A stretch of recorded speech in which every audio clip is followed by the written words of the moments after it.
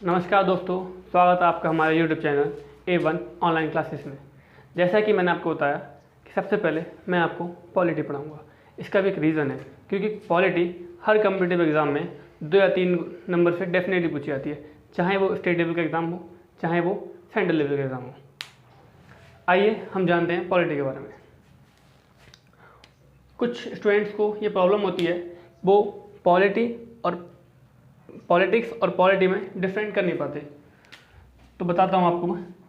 Politics यानी कि राजनीति, पॉलिटी यानी राज व्यवस्था। पॉलिटिक्स आपने नाम सुना होगा, कुछ पॉलिटिकल पार्टियाँ होती हैं या कुछ राजनीतिक पार्टियाँ होती हैं, जैसे कि कांग्रेस हो गई, बीजेपी हो गई, समाजवादी हो गई, बहुजन पार्टी हो गई। ये क्या करती हैं? ये ऐसी पॉलिसी बनाती हैं, यानी कि नीति बनाती हैं, जिसके द्वारा ये किसी पर्टिकुलर राज्य पर प्रशासन करती हैं। तो ये हमारा विषय नहीं है, यानी कि पॉलिटिक्स हमारा विषय नहीं है। हमारा विषय पॉलिटी है, यानी कि राज व्यवस्था है। आइए राज व्यवस्था के बारे में और कुछ जानते हैं। राज यानी कि स्टेट, व्यवस्था यानी कि सिस्टम,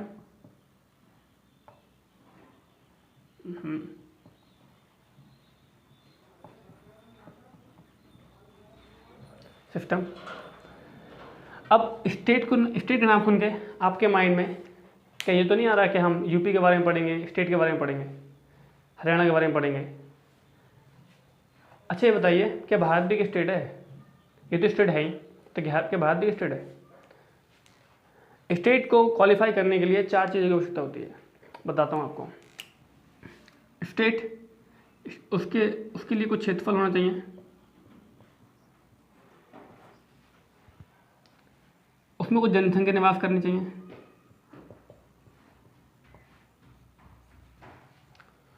और उसमें एक चुनी हुई सरकार होनी चाहिए,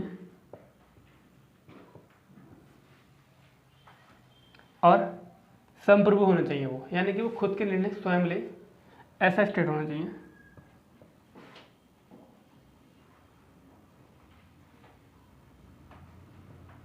संप्रभुता यानी कि सोवरेनिटी, यानी कि वो खुद के निर्णय स्वयं ले।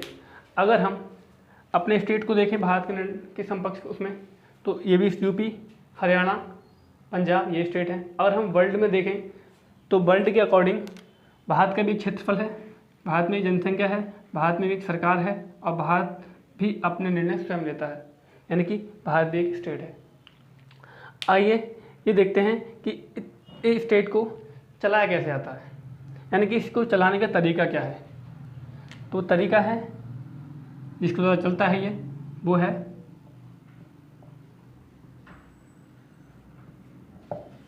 संविधान। आइए हम संविधान के बारे में पढ़ते हैं। संविधान हमारे देश क्या, हर किसी देश का एक संविधान होता है, जिससे ऊपर कुछ भी नहीं होता, ना कि मुख्यमंत्री, ना राष्ट्रपति, ना ही प्रधानमंत्री, कुछ भी नहीं, यानी कि संविधान ही सुप्रीम होता है। अब संविधान इतना इम्पोर्टेंट है, तो मैं ये मानता हूँ कि हर स्टूडेंट को, यानी कि हर भारतीय को हमारे संविधान की नॉलेज होनी चाहिए। तो आइए हम जानते हैं संविधान के बारे में कुछ बेसिक नॉलेज।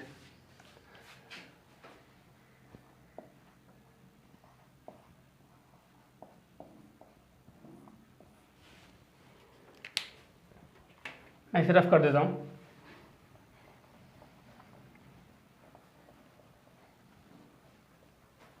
इसे भी करता हूँ।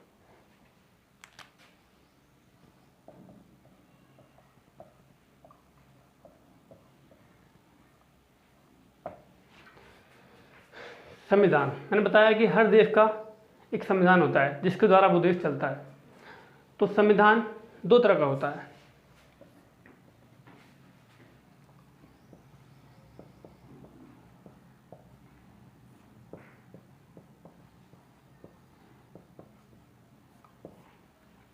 मौखिक संविधान,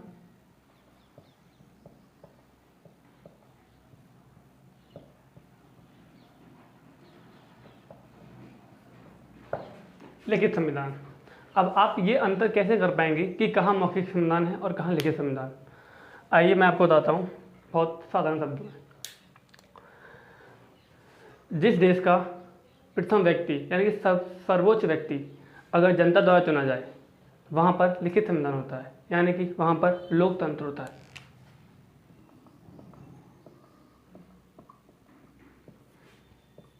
जहाँ पर लोकतंत्र होगा वहाँ लिखित संविधान होगा।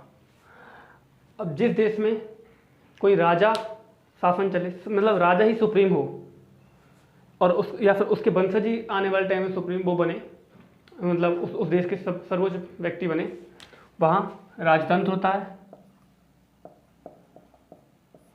और वहाँ का संविधान मौखिक होता है।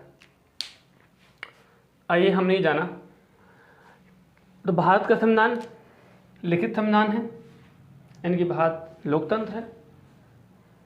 तो आइए हम जानते हैं कि लिखित संविधान में कौन कौन से देश आते हैं। जैसे कि भारत हो गया, अमेरिका हो गया, चीन हो गया, रूस हो गया और हमारा पड़ोसी देश पाकिस्तान भी हो गया।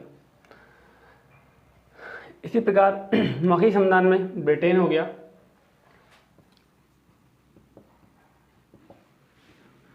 सऊदी अरब हो गया,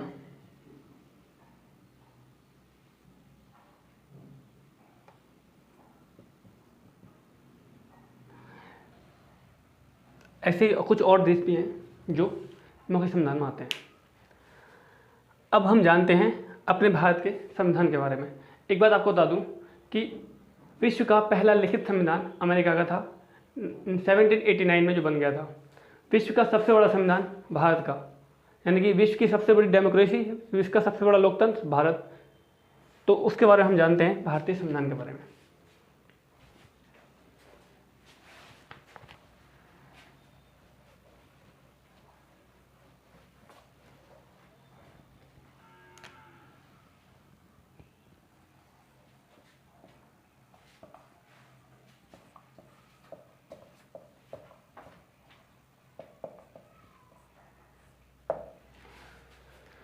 विश्व का सबसे बड़ा संविधान है हमारा, तो हम ये देखते हैं कि हमारे संविधान में ऐसा क्या है जो हमें विश्व का सबसे बड़ा बनाता है।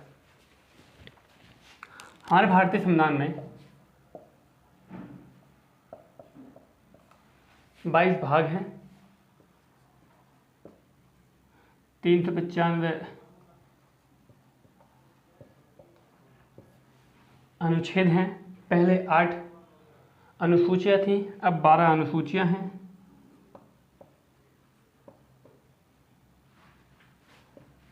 एक ब्रैकेट में लिख देना पहले 8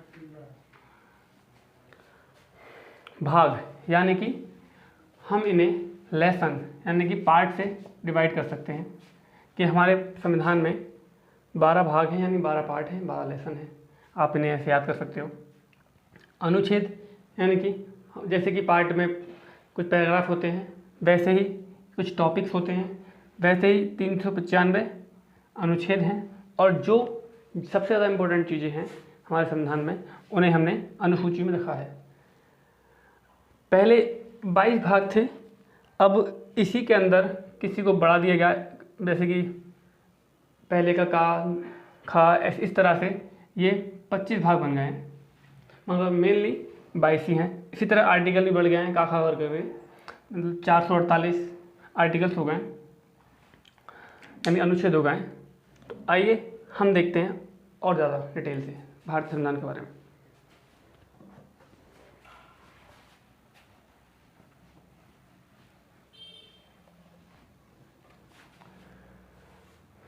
भारतीय संविधान में हमें पढ़ना क्या है, पढ़ना कैसे कैसे है, ये आपको बता देता हूँ आपको।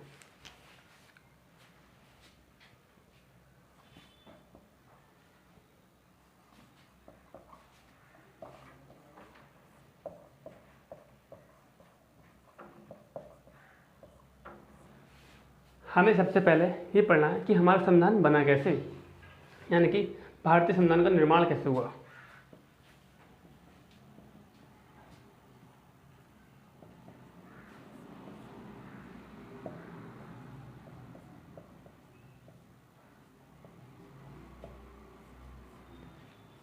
दूसरी चीज़ हमें ये पढ़ना है कि हमने अपना भारतीय संविधान बनाने के लिए किस किस देशों से क्या क्या सोर्स लिए थे, यानी कि भारतीय संविधान के कुछ स्रोत। क्योंकि हमारे यहाँ ब्रिटेन वालों ने शासन किया था, आगे बताऊंगा बढ़िया करके, ब्रिटेन वालों ने शासन किया था, तो हमने उनसे कुछ चीज़ें अडॉप्ट की थी। इसी प्रकार विश्व का सबसे पावरफुल देश अमेरिका, उससे भी हमने कुछ चीज़ अडॉप्ट की हैं, ली हैं, यानी कि भारतीय संविधान के स्रोत।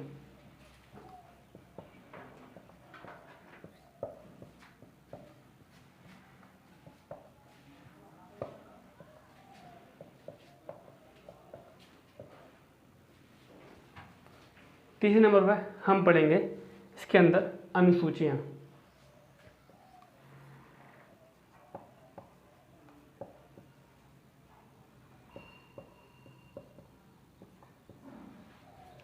चौथे नंबर पर हम पढ़ेंगे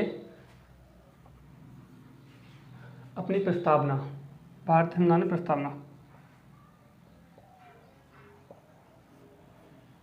फिर इस तरह से हम पढ़ेंगे भारतीय संविधान का पहला भाग,